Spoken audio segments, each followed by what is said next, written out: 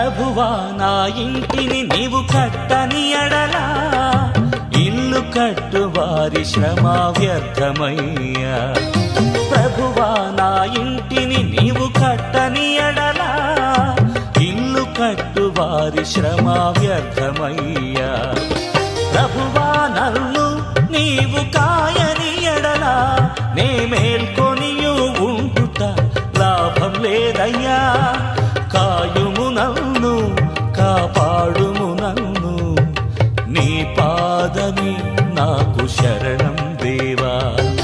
శరణం దేవా నీ చరణం నాకు చాలును దేవా నీ కృప నాకు. శరణం దేవా నీ చరణం నాకు చాలును దేవా నీ కృప నాకు. ప్రభువా నా ఇంటిని నీవు కట్టని ఎడలా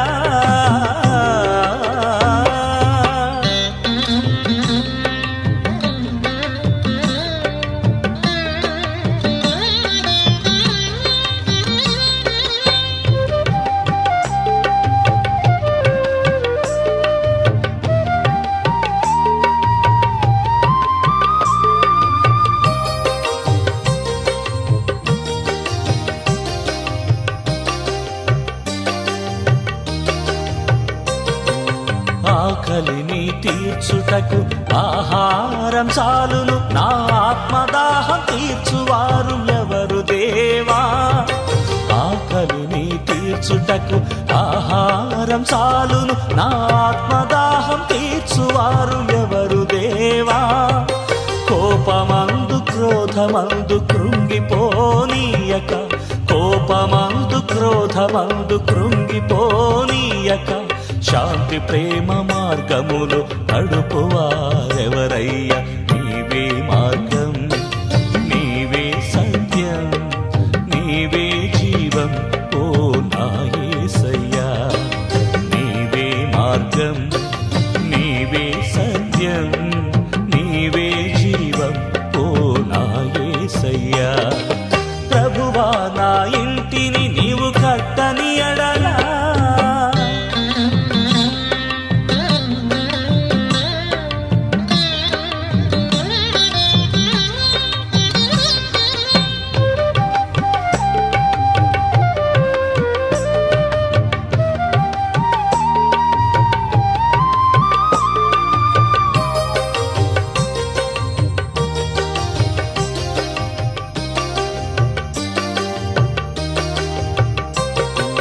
సంపదలు ఉండి కూడా నన్ను నేను ఎరుగలేను. పాంపు పైన పరుండినను సౌఖ్యమేమి పొందలేను. సంపదలు ఉండి కూడా నన్ను నేను ఎరుగలేను. పాంపు పైన పరుండినను సౌఖ్యమేమి పొందలేను. వాక్యమును బోధించి జ్ఞానమును వనగూర్చి వాక్యమును బోధించి జ్ఞానమును వనగూర్చి నీతి న్యాయమందు నన్ను నడుపువారెవరయ్యా.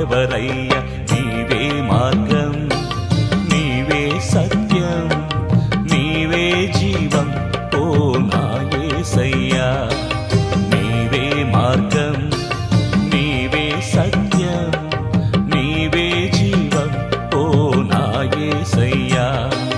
నా యేసయ్యా ఓ నా యేసయ్యా నా యేసయ్యా ఓ నా యేసయ్యా నా యేసయ్యా ఓ నా యేసయ్యా.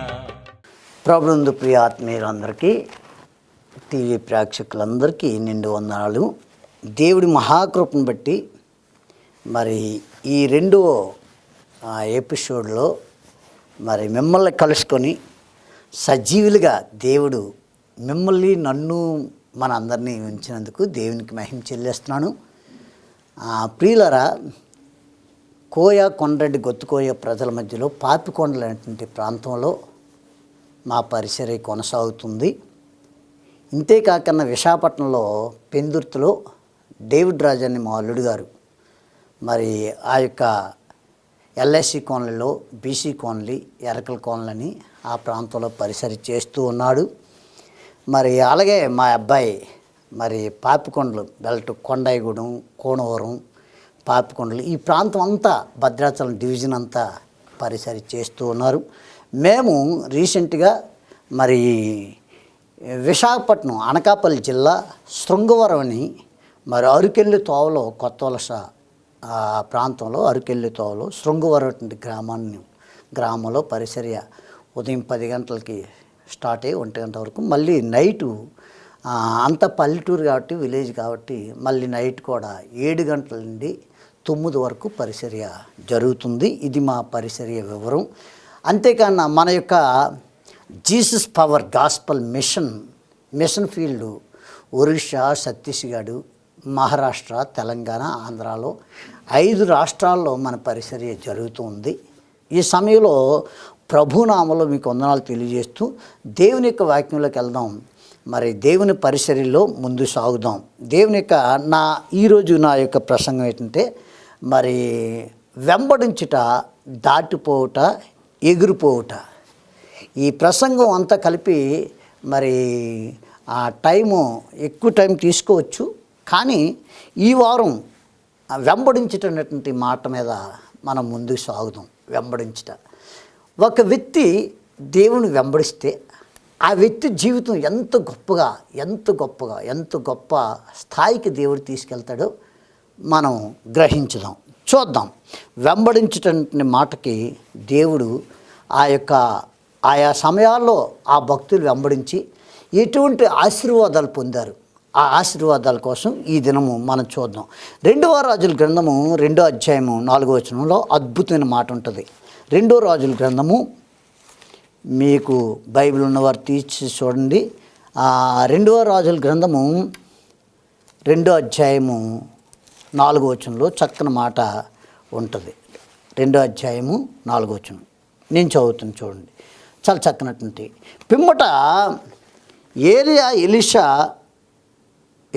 యెహోవా నన్ను యెరికోకు పొమ్మని సెలవిచ్చి ఉన్నాడు కనుక నీవు దయచేసి ఇక్కడ ఉండమని ఎలీషాతో అనగా అతడు యెహోవా జీవంతోడు నీ జీవంతోడు నేను నిన్ను విడవనన్ను గనుక వారిద్దరూ యెరికోకు ప్రయాణం అయిపోయాను.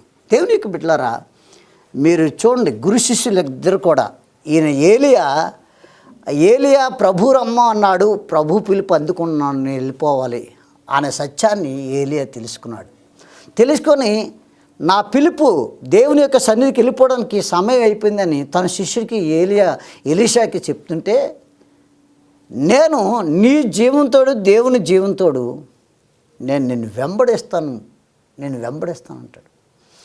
గత వారం మనం చెప్పుకున్నటువంటి వాక్యంలో దేవుని శక్తి అని వాక్యం చెప్తుంది. దేవుని శక్తి ఒక వ్యక్తిని ఆవరిస్తే ఎంత కఠోరమైన పరిస్థితి అయినా, ఎంత భయంకరమైన విపత్తులైనా, ఎంత భయంకరమైన పరిస్థితులు ఉన్నా అన్నిటిని విడుదల చేయగల శక్తి దేవునికి ఒక్కడికే ఉంది. అది దేవుని శక్తికి మాత్రమే సాధ్యమవుతుంది. దేవునికి ఒక్కడికే సాధ్యమవుతుంది. ఒక వ్యక్తిని విముక్తి చేయడానికి అప్పుల్లో నుండి అవ్వచ్చు, అనారోగ్యాల నుండి, మంచం పట్టి బాధపడుతూ రోగాల పాలైపోయి ఇక ఈ బ్రతుకు అయిపోయింది, ఈయన జీవితం అయిపోయింది అనుకున్నటువంటి సమయంలో కూడా ఆ జీవంగల దేవుడు ఆయన శక్తి ఆవరిస్తే మరణ పడక నుండి కూడా లేవనెత్తి మళ్ళీ సజీవుడిగా 10 మందికి అన్నం పెట్టే వ్యక్తిగా చేస్తాడు. అంత గొప్ప దేవుడు ప్రభు అని యేసుక్రీస్తు అండి. ఎంత గొప్ప దేవుడు, కరుణామయుడు, దయాసావుడు, ప్రేమమయుడు. ఎంత గొప్ప దేవుడు ప్రపంచంలో సృష్టిలో లేరండి. నేనైతే అనేక దేవుళ్ళు తిరిగి అప్పుడు తలండు కూడా గుండు కొట్టించుకునేవాడిని. ప్రతి దగ్గరికి వెళ్ళి అక్కడ డబ్బు అది ఇవ్వడం కాదు, ముందు ఎంట్రుకలు ఇచ్చేవారు. నేను నా భార్య గుండులు కొట్టించుకుంటారు. చివరికి ఈనాడు ఎంట్రుకలే లేకుండా అయిపోయి అనుకోండి. దేవుని యొక్క బిడ్డలారా, ఈ మాట ఎందుకు చెప్తున్నానంటే ఏదైతే కాలేజీ టైంలో కూడా దువ్వుని ఎప్పుడు 24 గంటలు నెత్తి మీద ఉండేది, అది లేకుండానే దేవుడు చేశాడు. కాబట్టి దేవుని యొక్క ఏది ప్రేమిస్తామో అది ప్రేమ దేవుడి కన్నా ఎక్కువ ఈ లోకంలో ఏది ప్రేమించకూడదని చెప్పడానికి నన్ను ఈ విధంగా చేసాడు అనుకుంటున్నాను అప్పుడప్పుడు. కాబట్టి గత వారం చెప్పినటువంటి దాంట్లో దేవుని శక్తి గురించి చెప్పాం. అంటే ఎటువంటి భయంకర పరిస్థితినైనా తారుమారు చేయగల సమర్థుడైన దేవుడు ప్రభు అయిన యేసుక్రీస్తు ఒక్కడే. కనుక ఈ రెండో ప్రసంగంలో ఈ వారం చెప్తున్న మాట ఏంటంటే వెంబడించటం అనేది గొప్ప విషయం అండి. వెంబడించడం, భార్య అని భర్త, భర్తను భార్య, తల్లిదండ్రుల పిల్లలు వెంబడిస్తుంటే వారి సుగుణాలన్నీ కూడా వడపోసుకున్నట్టు ఉంటుంది. ఈ ఎవరు అబ్బాయి అంటే పలానా, వెరీ గుడ్, సేమ్ అచ్చుగుద్దినట్టే ఉన్నాడండి, సేమ్ ఆడు మాట్లాడుతున్నట్టే ఉందండి, సేమ్ వాళ్ళ తండ్రి మాట్లాడుతున్నట్టే, వాళ్ళ తండ్రి చేసిన మంచి పనులే చేస్తాడండి అబ్బాయి, తండ్రిని పోలి ఉన్నాడండి అని చెప్పుకుంటారనమాట. వెంబడించటే ఎంత గొప్ప. నాకు ఈ మాట చాలా ఇష్టం అండి. నేను యేసుప్రభుని ఏ రోజైతే నమ్ముకున్నానో ఆ రోజు కానీ ఈ రోజు వరకు కూడా ఆయన వెంబడిస్తూనే ఉన్నాను. పెంట కుప్పల నుండి బీదర్లు పైకెత్తినట్టు నన్ను, నా పరిస్థితి, నా స్థితిగతులు మార్చేశాడు, నా బ్రతుకునే మార్చేశాడు. కాబట్టి ఇక్కడ చూడండి, ఏలియా అంటాడు, అయ్యా ఆ శిష్యుణ్ణి తప్పించుకొని దేవుడు పిలుస్తున్నాడు వెళ్ళిపోవాలనే ఉద్దేశంతో ఎరుకో, బాబు నేను ఎరుకో వెళ్ళవలసి, దేవుడు వెళ్ళమంటుంది, వెళ్తాను, నీవు నన్ను వదిలేసి నేను అటు వెళ్ళొస్తానంటే అంటాడు ఎలీషా, యెహోవా జీవంతోడు, నీ జీవంతోడు, నిన్ను విడవను అని చెప్పినప్పుడు ఏలియా తప్పించుకోనికి అవకాశం లేక పదైతే రా నాతో పాటని ఇద్దరు కలిసి నిన్ను విడవననేసరికి వారిద్దరు కలిపి ఎరికో ప్రయాణం చేశారు. ఎరికోలో ఉన్న ప్రవక్తల శిష్యులు ఎలీషా యొద్దకు వచ్చి, నేడు యెహోవాని యొద్దను నీ గురువుని పరమునకు తీసుకుని పోనని నీ వెరుగువా అని ఎలీషాను అడగ్గా అతడిని నెరుగుదును. మీరు చూడండి, ఈరోజు వెంబడిస్తున్నప్పుడు భార్యాభర్తలు అవచ్చు, లేదా మళ్ళీ వెంబడిస్తున్న వ్యక్తులు మధ్యలో అనేక మంది పొల్లలు పెట్టే వ్యక్తులు. ఈరోజు కాపురాలు ఎందుకు కూలిపోతున్నాయి నేను ఆశ్చర్యపోతుంటాను. ఈరోజు కోర్టులు ఉన్నాయి. ఈ కోర్టులన్నీ ఉన్నా ఇంకా సరిపోవట్లేదు, భార్యాభర్తలకి పడట్లేదు. కారణం ఏంటంటే ఒకరి మీద ఒకరు అనుమానంతో ఉంటూ ఉన్నారు. లేదా ఇక్కడ చూడండి, ఎలీషాని వెంబడిస్తుంటే కొంతమంది శిష్యులు నీ గురువు ఇలా వెళ్ళిపోతున్నాడు, అలాగ వెళ్ళిపోతున్నాడు అని ఆయన చెప్తుంటే సింపుల్గా కట్ చేసాడండి. ఎంత సింపుల్ కట్ చేసంటే, నాకు తెలుసు పరమునకు, నాకు తెలుసు మీరు ఊరుకుండు. అదండి దేవునికి బిడ్డలారా, ఒక వ్యక్తి వెంబడించేటప్పుడు మధ్యలో రకరకాల వ్యక్తులు ఉంటారు. ఓ చర్చికి వెళ్తుంటే ఆ చర్చిలో ఏముంది, మా చర్చికి వచ్చండి, మా చర్చిలో గొప్ప గొప్ప కార్యాలు జరుగుతాయి. ఏమండి, ఏ చర్చికి వెళ్ళా దేవుడు మాత్రం అద్భుతాలు చేస్తారు, కానీ మనుషులు ఎవరు అద్భుతాలు చేయరండి. మనుషులు మానవులు మాత్రమే, అంతలో కనిపించే అంతలో మాయమయ్యే నీటి బుడగల వంటి వారు, ఆవిరి వంటి వారు. ఎప్పుడు ఎవరిని ఎలా పిలుస్తాడో దేవుడు తెలియదు. కనుక ఈ మనుషుల మీద ఆధారపడకండి, దేవుడు అద్భుతాలు చేస్తాడు. ఈ యొక్క పరిసరి పేరే జీసస్ పవర్ గాస్పల్ మిషన్, దేవుని శక్తి. అందుకే నేను అప్పుడప్పుడు ఈ పాట పాడుతూ ఉంటాను. Jesus power super power, Jesus power super power, super super super super super power. యేసు శక్తి గొప్ప శక్తి, యేసు శక్తి గొప్ప శక్తి, గొప్ప గొప్ప గొప్ప గొప్ప గొప్ప శక్తి, యేసు శక్తి గొప్ప, యేసు శక్తి గొప్ప శక్తి అండి. ఆయన వెంబడించిన వరకు ఆ శక్తి, ఆ యొక్క మహిమని, ఆ యొక్క శక్తిని అనుభవిస్తారు. కాబట్టి ఇక్కడ ఎలీషా వెంబడిస్తుంటే మధ్యలో అనేకులు వాళ్ళిద్దరిని విడదీయాలని చూశారు. అలాగే నీవు జీవం గల దేవుని సంఘంలోకి వెళ్తూ దేవుని ఆశీర్వాదాలు పొందుతుండగా నిన్ను రకరకాలుగా డిస్టర్బ్ చేస్తారు. అవేమీ పట్టించుకోకండి, మీరు వెళ్తున్న సంఘాలకు వెళ్ళండి. కానీ దేవుని శక్తిని ఆవరించేటట్టు, దేవుని యొక్క పట్టి పీడిస్తున్న సాతాను కబంధకాలను విముక్తి పొందాలంటే దేవుని శక్తిని పొందాలి. కాబట్టి వెంబడించట అంటే ఎలీషాను వెంబడించినట్టు ఆయన ఎటువంటి మాట అంటున్నాడు చూడండి. రెండోసారి అంతటా యెహోవా నన్ను మొదట ఏమొచ్చి ఎరుకోకు వెళ్ళమండు, రెండోది యొర్దానుకు పొమ్మని సెలవిచ్చున్నాడు గనుక నీవు దయచేసి ఇక్కడ ఉండమని ఎలీషాతో అనగా, యెహోవా జీవంతోడు నీ జీవంతోడు నేను నిన్ను విడవనని చెప్తున్నాడు. అది దేవుని స్తోత్రం, దేవునికి మహిమ కలిగి, అది ప్రాణం ఉన్నంత వరకు అలా ఉండాలండి. వెంబడించడం అంటే ప్రాణం ఉన్నంత వరకు వెంబడించాలి. అలా వెంబడించినప్పుడు దేవుడు నిన్ను నన్ను దీవిస్తాడు. దేవుడు ఆశీర్వాదాలు పొందాలంటే తేరగా వచ్చేవండి. దేవుడు పరిశుద్ధుడు, ఆ పరిశుద్ధతని కావాలి. దేవుడు నీతిమంతుడు, నీతి కావాలి. దేవుడు యథార్థవంతుడు, యథార్థత ఉండాలి. నమ్మకత్వం ఉండాలి. భార్యకి భర్త, భర్తకి భార్య నమ్మకత్వం ఉండాలి. నమ్మకత్వం లేకపోతే అక్కడ వాళ్ళు జీవించలేరు. అలాగే దేవుడికి మనం నమ్మకత్వంగా, మనుషులు చూసినా చూడకపోయినా, ఎవరు ఏదనుకున్నా వారందరితో మన సంబంధం లేదు. దేవుడు ఒక్కడితోటి మన సంబంధం. దేవునికి పరిశుద్ధత కలిగి, దేవునికి యథార్థంగా జీవించడం నేర్చుకోవాలి. ఎప్పుడైతే దీవిస్తావో నిన్ను బట్టి నీ పిల్లలు కూడా దీవించబడతారు. నిన్ను బట్టి నీ పిల్లలు దీవించబడతారు. అలా దీవించబడాలంటే వెంబడించడం నేర్చుకోవాలి. దేవుడు వెంబడించడం నేర్చుకోవాలి. ఎలీషాని ఎలాగైతే వెంబడించాడో ఆ మధ్యలో అనేకులు భయంకరమైన వ్యక్తులు అనేకులు వచ్చారు. ఏలియా మీద ఎన్నో సాకులు చెప్పి, ఎన్నో మాయమాటలు చెప్పి ఆ వ్యక్తిని ఎలాగైనా ఆ గురుశిష్యులు విడుదల దూరం చేద్దామని. కానీ ఎలీషా ఏలియాని విడిచిపెట్టలేదండి. ఎంతవరకు విడిచిపెట్టలేదట చూడండి. మొదట ఎరుకోకి వెళ్తానంటే అక్కడ ఉండిపో బాబంటే ఉండిపోలేదు. అలాగే ఎరుకో నుండి ఇప్పుడు ఏమంటున్నాడు, ఏలియా యోర్దానికి వెళ్ళాలంటే యోర్దానికైనా అక్కడ కూడా అంటాడు, యెహోవా జీవంతోడు నీ జీవంతోడు నేను విడవను అంటాడు. ప్రాణం ఉన్నంత వరకు దేవుని వెంబడించాలి. అలా వెంబడించిన వారి పట్లే గొప్ప గొప్ప కార్యాలు మనం చూడగలుగుతాం. ఉన్నవు లేనట్టు, లేని ఉన్నట్టు చేయగల సమర్థుడైన దేవుడు మన ప్రభు అనే యేసుక్రీస్తు. ఎంత గొప్ప దేవుడండి, ఎంత గొప్ప దేవుడండి. పెంటకుప్పల నుండి బేదల పైకెత్తే దేవుడు. ఏమీ లేని దగ్గర అన్నీ ఉండేటట్టు చేయగల సమర్థుడైన దేవుడిని మనం నమ్ముకున్నాం. దేవుని శక్తి ఆవరించాలి. దేవుని శక్తి కాబట్టి ఎలీషా ఇలా చూసుకుంటూ పోతే మొదటి రాజుల గ్రంథం 19వ అధ్యాయము చూస్తే చాలా చక్కనట్టు మాటలు ఉంటాయి.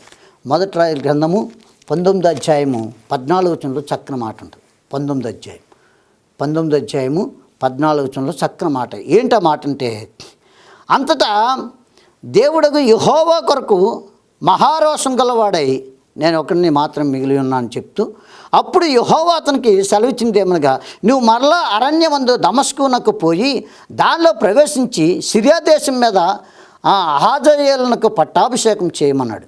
పట్టాభిషేకం చేసిన తర్వాత నీకు మారుగా పర్వతే ఉండుటకు ఇక్కడ షాపాతు కుమారుడైన ఎలీషాను ఎలీషా. ఈరోజు చాలామంది సేవకులు ఎలాగొస్తున్నారంటే, మొన్న ఒక సిస్టర్ గారు చెప్తున్నారు నాకు, ఏంటంటే, ఏంటి పాస్టర్ గారు మా అబ్బాయికి చదువు సరిగా ఆ చదువు సరిగా అబ్బట్లేదేమో, ఈ పిచ్చిగా తిరుగుతున్నాడండి. ఈ వ్యక్తిని దేవుని సేవకుడు చేసింది. అంటే దేవుని సేవకుడు అవ్వాలంటే ఏ పనులు దొరకకపోతే ఏదో పాస్టర్ గారులు అంటే ఏ పని పాటు లేనోళ్ళు అనుకునే విధంగా ఆ సిస్టర్ గారు అపార్థం చేసుకొని చెప్తుంది. అప్పుడు నేను చెప్పా, అమ్మా ఇది పవిత్రమైన సేవ. కొన్ని దినాల ఆకలితో ఉండవలసి ఉంటుంది, కొన్ని దినాలు తిండి లేకుండా ఉండొచ్చు. ఇప్పుడు సమృద్ధిగా ఇస్తాడు. ఒక్కో టైంలో సమృద్ధిగా తినడానికి ఉంటుంది, ఒక్కో టైంలో ఏముండవు. మేము తిరుగుతున్న కోయ, కొండరెడ్డి, గొత్తుకోయ ప్రజల మధ్యలో వాళ్ళకే తిండి ఉండదు. ఒరిస్సా, ఛత్తీస్గఢ్ వెళ్ళేటాడు, ఆ బిజాపూర్, భోపాలపట్నం, ఆ యొక్క దంతివాడ, ఆ ప్రాంతాల్లో నక్సలైట్ ఏరియా, ఆ ప్రాంతానికి వెళ్ళేటాడు 2 రోజులు 3 రోజులు ఫుడ్ దొరకదు. అయినప్పటికీ దేవుని సేవ అప్పచెప్పుడు కాబట్టి దేవుని కోసం పరిగెడుతూ ఉంటున్నాం. సరైన వాటర్ స్పెషల్ శుద్ధ నీళ్ళు తాగవలసి ఉంటుంది. రకరకాలుగా ఎన్నో శ్రమలు. దేవుని సేవ అంటే సమాసా కాదు. అలాంటిది ఈ సేవకుడు మాత్రం ఎలీషాని పిలిచేటప్పుడు ఆయనట 19వ వచనంలో ఏలియా అచ్చటి పోయినప్పుడు తర్వాత షాపాతు కుమారుడైన ఎలీషాకు కనబడిన అతడు ముందున్న 12 అరకల ఎడ్ల చేత దుక్కు దిండుచుండగా 12 అరకల తాను తోలుచుండగా ఏలియా అతని చెరబోయి తన దుప్పటి అతని మీద వేయగా అతను ఎడ్లను విడిచి ఏలియా వెంట పరిగెత్తుకొని వచ్చి చూసారా, కొన్ని కోట్లకు అధిపతి అయినటువంటి ఎలీషాని పిలిచేటప్పుడు వెనక ఒక్క మాట తీయకన్నా వెనక్కి పరిగెట్టుకొని వచ్చాడు ఏలియాతో తిరగడానికి. కాబట్టి దేవుని యొక్క బిడ్డలారా, ఎప్పుడైతే కోటేశ్వరుడైనటువంటి వ్యక్తి అదంతా విడిచిపెట్టుకొని క్రీస్తుకి మించిన భారం నాకు ఇంకేముందనుకొని పరిగెట్టుకొని వచ్చాడు. వచ్చి దేవుని సేవ చేయటానికి ఇష్టపడి సమస్త ఆస్తులన్నీ విడిచిపెట్టుకొని దేవుని సేవకు వచ్చాడు. దేవుని యొక్క బిడ్డలారా, ఈ దినాల్లో చాలామంది దేవుని సేవకు వస్తున్నారు. ఎన్నో కష్టాలు, ఎన్నో బాధలు.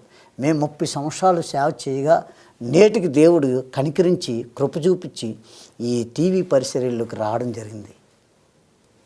ఇంచుమించు సంఘాలు ఆయా ప్రాంతాల్లో, మరి ఒరిస్సా, ఆంధ్ర, ఛత్తీస్గఢ్, మహారాష్ట్ర, తెలంగాణ, ఆంధ్రాలో ఈ 5 రాష్ట్రాల్లో 280 సంఘాల వరకు స్థాపించడానికి, అనేక సేవకులు తయారు చేయడానికి, బైబిల్ తరపిదిచ్చి వాళ్ళ సేవకులుగా తయారు చేయడానికి ఇప్పుడు జార్ఖండ్ అలాగే మణిపూర్ ప్రాంతాలకు వెళ్ళడానికి బైబిల్ ట్రైనింగ్ అవుతున్నారు తమ్ముళ్ళు.